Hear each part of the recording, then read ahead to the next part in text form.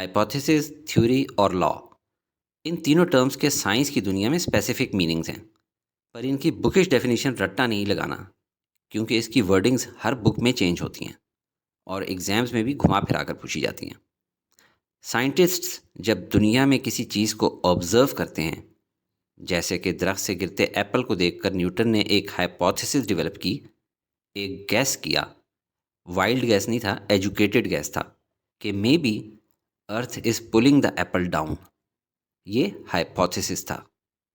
Hypothesis ऐसी statement होती है जिसका कोई एविडेंस हो, सबूत हो, और उस स्टेटमेंट को साबित करने के लिए उसे टेस्ट किया जा सकता हो।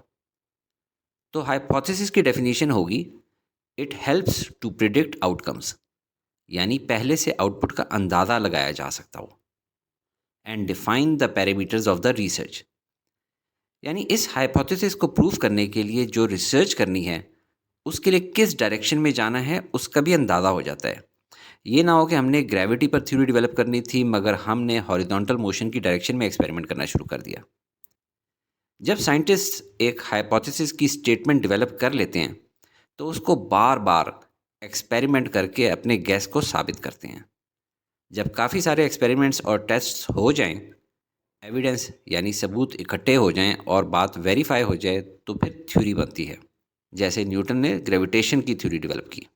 थ्योरी बेसिकली हमें एक्सप्लेन करती है कि why something happens. Theory tells why. वैसे थ्योरी के लास्ट वाले वाई से आप वाई को याद रख सकते हैं। एक जैसी साउंड है और लास्ट अल्फ़ाबेट भी दोनों का वाई है। थ्योरी में कोई मैथमेटिक्स नहीं, फॉर्मूला नहीं, बट लॉजिक डेवलप हो जाती है। मैं शॉर्ट सी थ्योरी लिख देता हूँ कि न्यूटन ने ये थ्योरी दी कि earth's gravity pulls everything towards itself. और अब थ्योरी को हम डिफाइन कर सकते हैं, a comprehensive set of ideas explaining a phenomenon in nature, कि दुनिया में होने वाला कोई वाक्य किस वजह से रूनुमा होता है। जैसे हवा चलने पे पत्ते हिलते हैं, तो इसका मतलब है एयर मेक्स लीव्स मूव, मोर एयर मोर मूवमेंट, वगैरह वगैरह। चले अब लॉ की तरफ आएँ। Law lists what happens. ये हमें डिस्क्राइब करता है फॉर्मूलाज या इक्वेशन की शक्ल में कि व्हाट एक्चुअली हैपेंड। जैसे न्यूटन ने दिया कि every object in the universe attracts every other object. तो लॉ को हम डिफाइन कर सकते हैं, a statement that summarises an observed regularity और पैटर्न इन नेचर, कि दुनिया में रेगुलरली होने वाले किसी पैटर्न को ऑब्जर्व करने के बाद उसकी समरी निकालना, and gives the relationship between variables.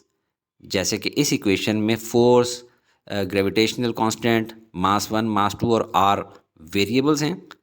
इनके आपस के ताल्लुक, आपस के रिलेशन को इक्वेशन या फॉर्मूले की शक्ल में लिख दिया गया है। अब अगर ये कंप्लीट पिक्चर आपके जहन में है तो हाइपोथेसिस, थ्योरी और लॉ रिलेटेड एमसीक्यूज आप इजीली सॉल्व कर सकते हैं।